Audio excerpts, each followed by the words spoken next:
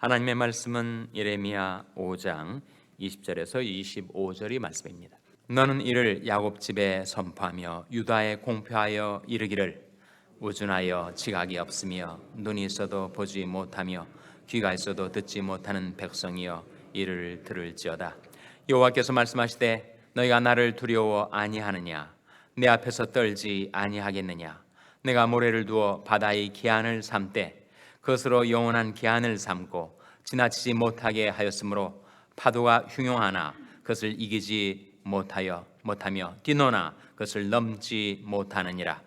그러나 너희 백성은 배반하며 패역하는 마음이 있어서 이미 배반하고 갔으며 또 너희 마음으로 우리에게 이른 비와 늦은 비를 때를 따라 주시며 우리를 위하여 추수 기한을 정하시는 우리 하나님 여호와를 경외하자 말하지도 아니하니 너희 허물이 이러한 일들을 물리쳤고 너희 죄가 너희에게 오는 좋은 것을 막았느니라. 아멘. 할렐루야. 서로에게 평강의 복을 기원하는 마음으로 샬롬 인사 나누시기 바랍니다. 샬롬. 샬롬. 오늘도 토요 새벽 기도에 잘 나오셨습니다. 이번 주도 얼마나 빨리 한 주가 지나가는지 벌써 내일이 주일입니다. 주일을 준비하는 오늘 하루가 되시기를 바랍니다. 특별히 내일은 우리 구역 찬양의 밤 행사가 저녁 6시에 있습니다. 1년에 한 차례 하나님을 찬양하는 구역 찬양의 밤 행사에 여러분 모두를 초청합니다. 이번에 정말 많은 준비를 해서 구역들이 이번 찬양대에 참여를 하고 또 우리 사랑부에서도 한 팀으로 이번 대회에 참여를 합니다. 또 우리 교회 EM에서도 구역 찬양의 밤 행사에 참여를 하고 또 특별 찬양의 순서가 있어서 정말 여러분이 은혜를 받으실 수 있는 그런 특순도 준비되어 있습니다. 이번 우리 구역, 내가 속한 구역에서는 찬양대회 팀으로 참가하지 않는데 나도 갈 필요가 없겠다 그렇게 생각하지 마시고 여기에 강단에 나와서 찬양을 부르는 분들뿐만 아니라 오디언스로 참석하셔서 함께 주님을 찬양하는 찬양의 즐거움을 맛보는 그런 시간이 되시기를 바랍니다. 내일 저녁 6시 행사 시작되고 4시 반부터 5시 반까지는 식사가 제공이 되니까 함께 오셔서 즐거운 친교의 시간, 또 하나님을 찬양하는 은혜를 받는 그런 시간이 되시기를 바랍니다. 오늘 본 말씀 22절 말씀 같이 읽겠습니다. 예레미야 5장 22절 말씀 같이 읽겠습니다. 시작. 여호와께서 말씀하시되 너희가 나를 두려워 아니하느냐? 내 앞에서 떨지 아니하겠느냐?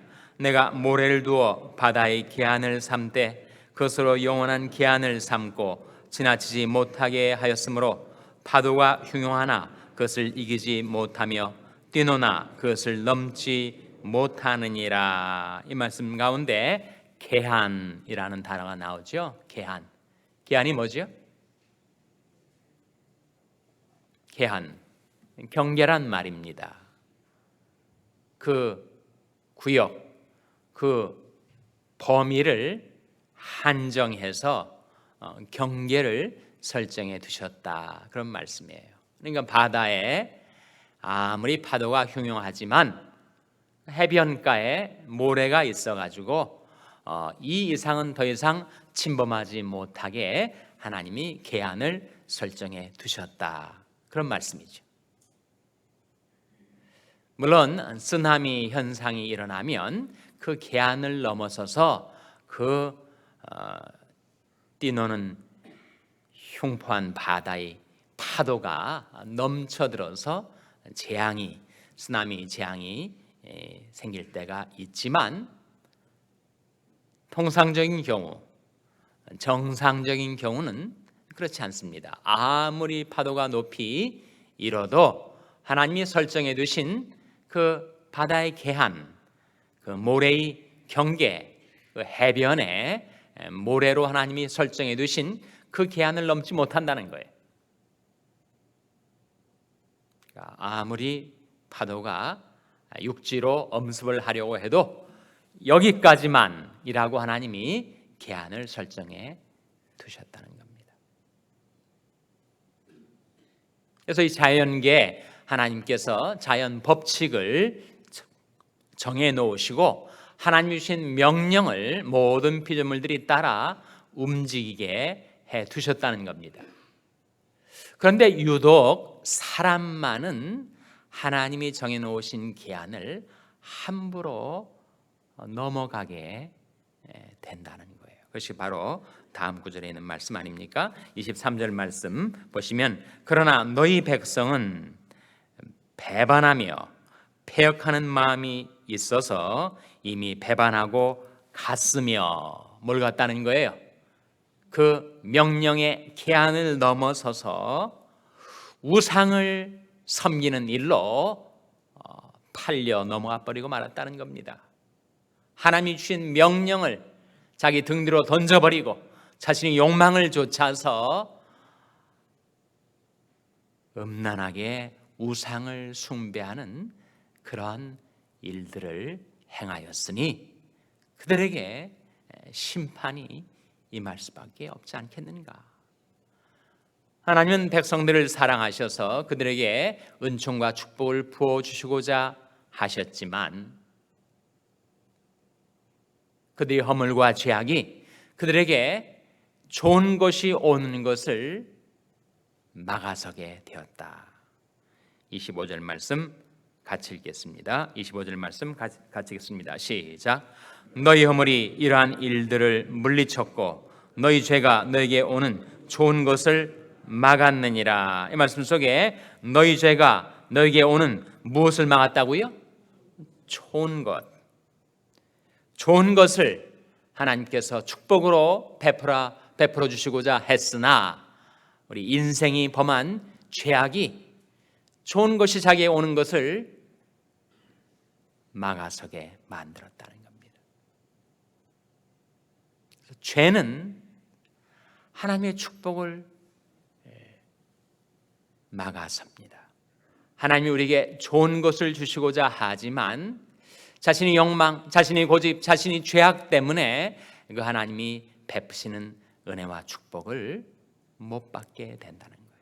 그러니까 그것이 하나님의 안타까움입니다. 그런 자녀가 부모의 말을 안 듣고 자꾸 자기에게 해로운 방향으로 자기 인생을 망가뜨리는 방향으로 계속 나아갈 때 그걸 지켜보는 부모의 마음이 얼마나 안타깝겠어요.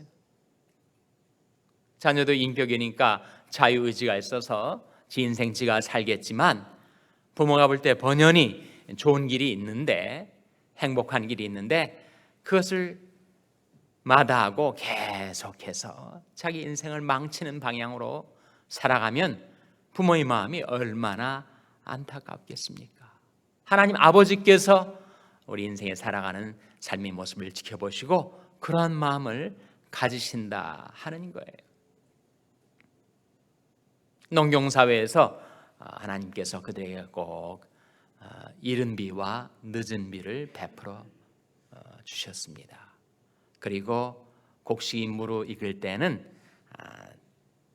따뜻한 태양빛을 예비해 두셔서 곡식이 연글고 풍성한 수확을 거두게 하려 하셨으나 하나님 베푸신 축복을 그들이 다 마다하고 우상 숭배로 몰려갔다는 거예요. 그래서 그 말씀이 바로 24절에 나옵니다. 또 너희 마음으로 우리에게 이른 비와 늦은 비를 때를 따라 주시며 우리를 위하여 추수 기한을 정하시는 우리 하나님 여호와를 경외하자 말하지도 아니하니 너희 허물이 이러한 일들을 물리쳤고 너희 죄가 너에게 오는 좋은 것을 막았느니라.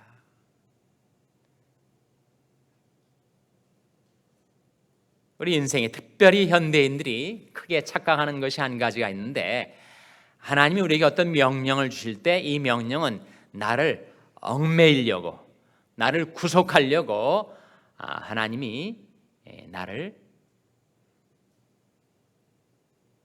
괴롭히려고 제약을 하는 것이다. 그렇게 생각한다는 거예요.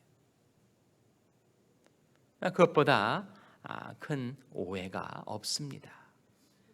하나님께서 어떤 명령을 주실 때 그 명령 주심의 뜻은 우리의 행복을 위해서, 우리의 유익을 위해서, 우리 잘 되라고, 진정한 자유를 누리며 살라고 예수님이 그렇게 말씀하지 않습니까? 예수께서 자기를 믿은 유대인들에게 이르시되 너희가 내 말에 거하면 참 내 제자가 되고 진리를 알지니 진리가 너희를 자유케 하리라. 우리 하나님의 말씀에 거하면, 그 명령을 따라 살면 우리는 진정한 자유를 누리게 되지만, 우리가 내 욕망을 따라 죄악을 따라 살면 무시무시한 속박, 결박이 나를 기다리고 있다는 거예요. 그래서 이사야 48장 17절 말씀을 한번 보시기 바랍니다. 이사야 48장 17절 말씀에 안타까운 마음으로 우리 인생들에게 이르시는 하나님의 말씀이 거기에 나타나 있습니다. 이사야 48장 17절 한번 찾아서 한번 같이 읽겠습니다. 이사야 48장 17절은 구약성경 1027면입니다. 구약성경 1027면 이사야 48장 17절 말씀 찾아서 같이 읽겠습니다. 구약성경 1027면 이사야 48장 17절 말씀 같이 읽겠습니다. 시작. 너희 구속자시여 이스라엘의 거룩하신 자이신 여호와께서 가라사대 나는 내게 유익하도록 가르치고 너를 마땅히 행할 길로 인도하는 너희 하나님 여호와라. 이 말씀 속에 하나님이 하시는 말씀이 나는 내게 유익하도록 가르치고 너를 마땅히 행할 길로 인도하는 너희 하나님 여호와라. 그런데 슬프다. 하나님 하시는 말씀이 18절에 슬프다. 내가 나의 명령을 듣지 아니하였도다. 무슨 하나님이 우리에게 명령을 내리시고 말씀을 베푸실 때 하나님께서, 그 선하신 하나님이 우리 잘못되라고 그리하시겠는가? 우리 유익을 위하여, 우리 행복을 위하여 하나님께서 말씀하시는 것이 아니겠는가? 그런데 슬프다. 이 백성이 나의 명령을 듣지 아니하였도다. 만일 들었더라면 어떻게 되었을까? 세 가지 축복이 나옵니다. 18절, 19절 말씀에 첫째로 만일 들었다면 내 평강이 무엇과 같았겠고 라고 나옵니까? 강과 같았겠고. 복음성가 가운데 내게 강 같은 평화, 그 찬송 가사가 어디에 나오는 것인가? 바로 이 구절에 나오는 겁니다. 정말 강 같은, 잔잔한 강 같은 평강을 누리며 살기를 우리가 원하는데 그 길이 어디에 있는가? 하나님의 명령을 들었더라면. 유다 백성들의 슬픔, 그들의 비극은 하나님의 명령을 그들이 듣질 않았어요. 만일 들었더라면 첫째로 내 평강이 강과 같았을 것이다. 두 번째 뭡니까? 내 의가 바다 물결 같았을 것이다. 셋째로 무엇입니까? 내 자손이 모래같이 번성하고 내 몸의 소생이 모래 알갱이 같아서 그 이름이 내 앞에서 끊어지지 아니하였겠고 없어지지 아니하였으리라. 어떤 뜻이에요? 그 이름, 그 존재, 그 자녀들이 이 세상에서 망하지 않고 또 끝내 멸망당하지 않고 그들이 이 세상에서는 장구히 하나님의 축복을 받아 누리며 살다가 저 천국에 가서는 영생복락을 누리며 살 수 있는 길이 바로 여기에 있다. 사실은 이 세 가지가 우리가 바라는 거 아닙니까, 여러분? 이 세 가지 축복을 우리가 바라는 거 아니에요? 우리 평강이 강과 같고 우리 의가 바다 물결처럼 넘쳐나고 그리고 우리 자손들이 하나님의 축복을 받아 번성하고 그들의 이름이 끊어지지 않고 하나님 앞에 귀중히 여김을 받게 되는 것, 그것이야말로 우리가 날마다 기도하는 기도의 제목 아니겠습니까? 근데 그 기도의 응답을 어떻게 받는가? 우리가 어떻게 살아야 이 하나님이 약속하신 세 가지 축복이 평강이 강과 같고 의가 바닷물결 같고 자녀들이 바다의 수많은 모래처럼 번성하고 복을 받게 되는 이 축복이 누구에게 임하는가? 하나님의 명령을 따라 행하며 사는 자에게. 예수님께서 나는 그의 명령이 영생인 줄 아노라 말씀하신 그 하나님의 명령을 우리가 즐거이 순종하며 살 때 우리는 이러한 모든 축복과 영생을 받아 누리게 됩니다. 그럼 여러분, 이런 말씀을 드리면서 아니 무슨 명령입니까? 제가 그런 축복을 받을 수 있는 명령이라면 제가 기꺼이 순종하겠습니다. 그런 마음이 드실 거예요. 무슨 명령입니까? 4가지 명령이 성경에 나오죠. 첫째로 거룩하게 살라. 오직 너희를 부르신 거룩한 자처럼 너희도 모든 행실에 거룩한 자가 되라. 기록되었을 때 내가 거룩하니 너희도 거룩할지어다. 첫 번째 명령, 거룩하게 살라. 죄에 매여 살며 고달픈 인생 살며 스스로 이 귀중한 한 번밖에 없는 인생을 망가뜨리지 말고 죄를 미워하고 죄를 멀리하고 죄를 대적하고 죄를 물리치고 하나님의 거룩하게 살라 하시는 명령 받들어 살아가라. 둘째로 어떤 명령일까요? 감사하며 살라 하는 명령입니다. 항상 기뻐하라, 쉬지 말고 기도하라, 범사에 감사하라. 이는 그리스도의 예선에서 너희를 향하신 하나님의 뜻이니라. 감사하며 살라.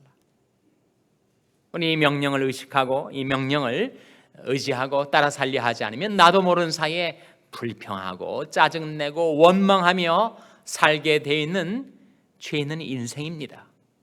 하나님의 명령을 기억하고 감사하며 살라. 범사에 믿음으로 결단함으로 하나님을 신뢰함으로 감사함으로 살라.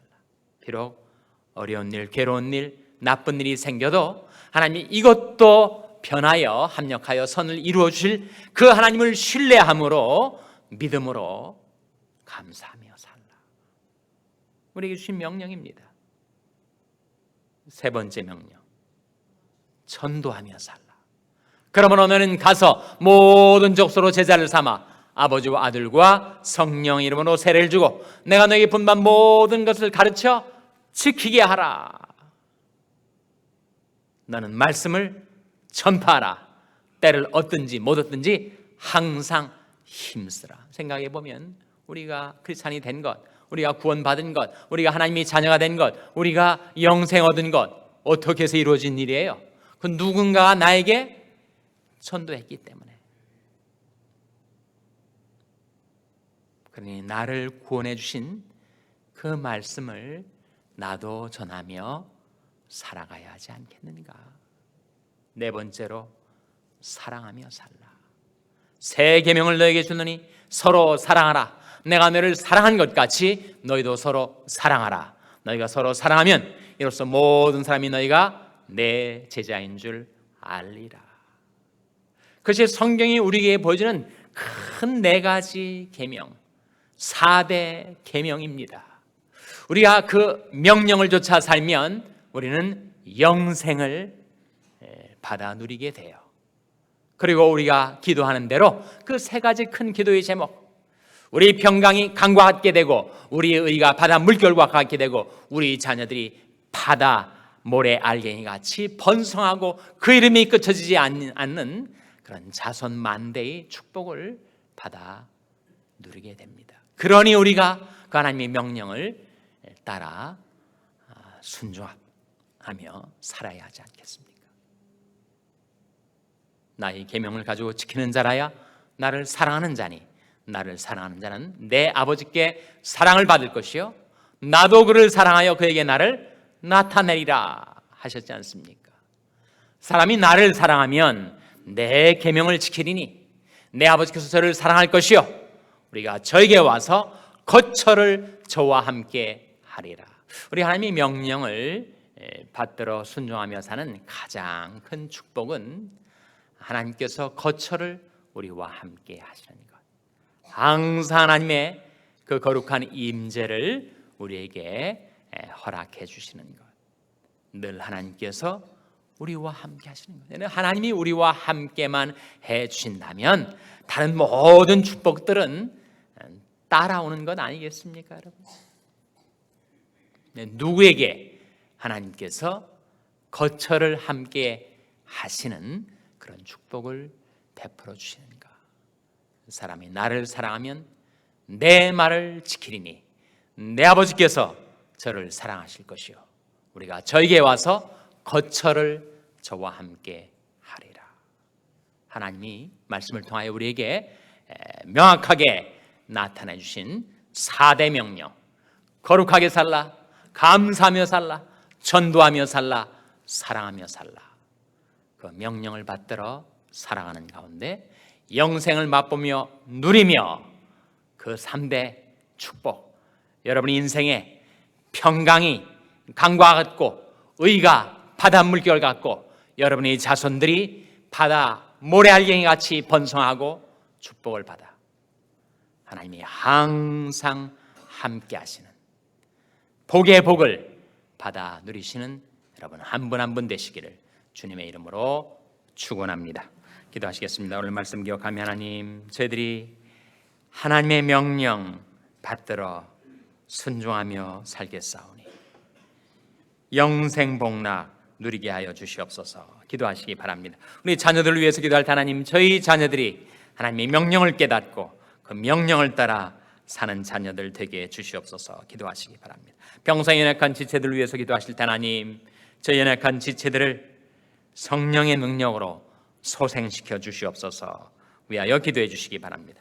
우리 샬롬교회를 위해서 기도하실 때 하나님, 이 불신앙의 시대에 저희 샬롬교회가 하나님의 명령을 받들어 행하는 교회가 되게 해달라고 기도해 주시기 바랍니다. 여러분이 생업을 위해서 기도하시고 브라질 김영철 선교사님을 위해서 기도해 주시기 바랍니다. 하나님, 이 아침에 하나님 앞에 나온 자들을 성령으로 충만케 하여 주시옵소서. 이런 제목들로 우리 합심해서 기도하겠습니다.